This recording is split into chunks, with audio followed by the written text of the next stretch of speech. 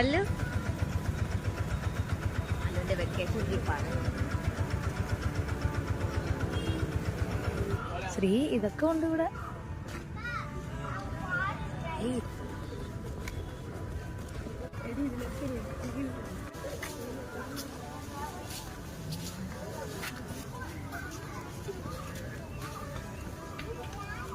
മാനുണ്ട്, പുലിയുണ്ട്, മാങ്ങാ തൊലിയുണ്ടെന്നൊക്കെ പറഞ്ഞിട്ട് ഒരു എലിയെ പോലും കാണാനില്ലല്ലോ.